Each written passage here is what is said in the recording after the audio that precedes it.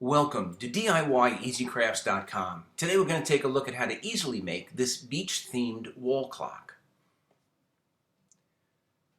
Now these ocean wave resin pieces of art, whether it be a clock or a cutting board, serving board, coasters, they're all made with, or I make them all with totalboat Makerpoxy. For the clock, I found these serving boards at Home Goods. There was a pack of 3 for under $20. It's about just over a 12-inch diameter. So I'm using this Makerpoxy, and it is a 1-to-1 mix by volume. Room temperature, has to be in the 70-degree range. And I'm using, a dark blue, a light blue, a green, a white, and then I'm going to leave some of it clear. You have to mix it slowly for a total of about 4 or 5 minutes. If you mix it real fast, you just add a lot of bubbles to the mix. The actual wave is pretty easy. Now I put on the majority of the dark blue just with a disposable paintbrush.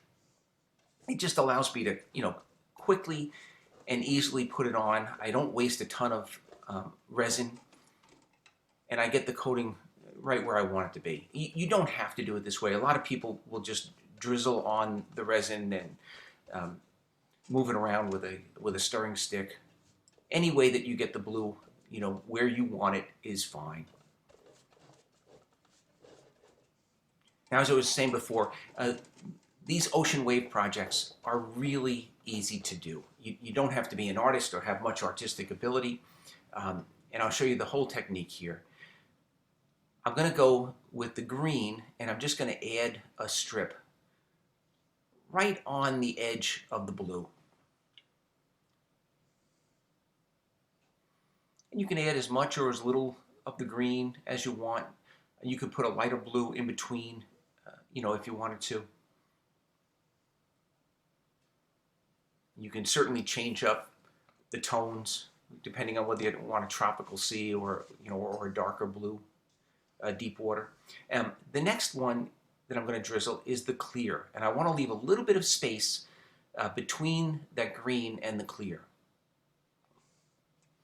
And then just in front of that clear, I'm going to add white.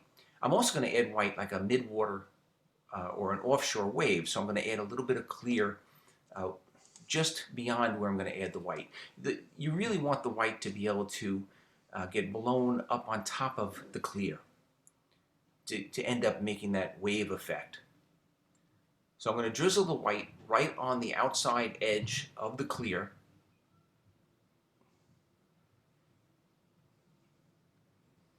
I'll put a little white along the outside edge of the clear that I put down for the offshore wave. And then the fun part of the project. So on some of these projects, I just use a hairdryer to do the blowing. But recently I found if you use a straw, you have a lot better control. Now, I don't have a straw. I'm using the pen casing from a Bic pen, and I'm really just doing that because I didn't have any straws in the house. But this worked out great. It allowed me to control exactly where I wanted to blow, and I could change the direction of it, so I could have the waves go a little bit to the left, a little bit to the right. I find with the hairdryer, you're moving more material at once. You don't have quite as much fine detail control. So I'm going to use this Bic pen or straw technique to move and to blend the green in with the blue and the white over the clear. And this is what's going to give it the appearance of waves. And what you're really looking for is that transparency, from the white into the clear. And change directions, move a little bit to the left, a little bit to the right.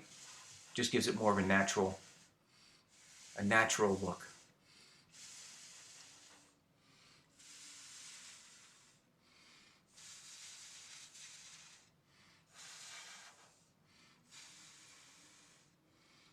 So you can play around with it, but the general rule is, less is more for these projects. Once you get the waves, basically where you want them, I use a butane lighter, or you could use a hairdryer on warm and just hold it far away. You just really want to warm up the resin a little bit, and that creates more of the cell structure, especially in the white. You don't want to heat it up too much. I let that dry, for a couple of days. Then I flipped it over and I just found the center point with a ruler. I just marked it in 2 different directions to find the center. And I'm going to have to drill a hole through here. In hindsight, maybe it would have been smarter to drill the hole before I did the ocean wave. But in either case, I put a towel down so I wasn't going to damage the resin. And I drilled with a smaller bit, a pilot hole going from the back to the front. I didn't want to blast through the front with a larger diameter bit to start with. By doing it with a smaller bit, I'm really just marking the location, and then I'm going to drill from the front of the clock towards the back. And this is, whatever, you have to buy a clock kit, and I got mine down at Michael's Arts and Craft. So whatever diameter the clock kit needs is the size drill bit that you have to use. Now you can buy self-adhesive vinyl letters. I happen to cut these out. I have a vinyl cutting machine, a Silhouette Cameo Craft vinyl cutting machine. And I went back to the ruler with a little square and was pretty quick and accurately able to determine, the 12, the 6, the 3, and the 9 o'clock. But it got a little bit harder to get, the hours in between. So what I ended up doing was just taking an existing clock, laying it over the clock that I'm making, and then I just used a black marker to mark off the location of each hour.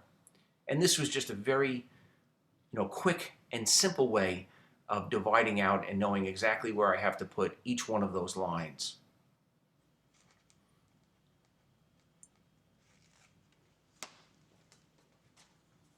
And the lines, which are also just self-adhesive vinyl, I took the ruler, put it on the mark as well as the center of the drill hole. So each one of those lines is actually, pointed accurately towards the center of the clock.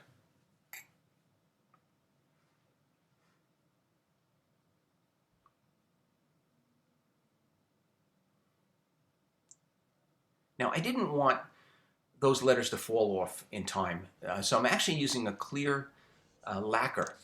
I went with lacquer because it hardens very hard. It will really protect those vinyl letters, and it dries really fast. So I was able to to give it 3 really good coats of lacquer, within a half hour or 40 minutes. Then I set that aside. I let it dry completely. Once it was dry, it's really just a simple matter of assembling the clock mechanism. You put through, in this case, it's a battery-operated mechanism. Pushed it through from the back.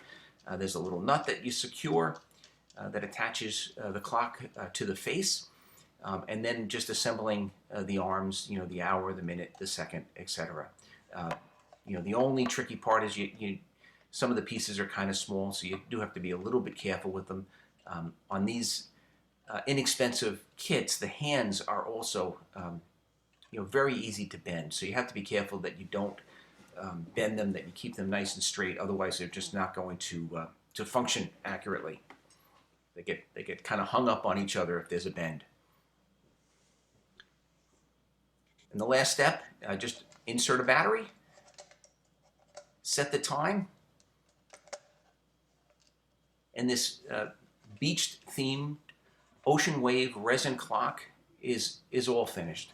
So this is the finished product.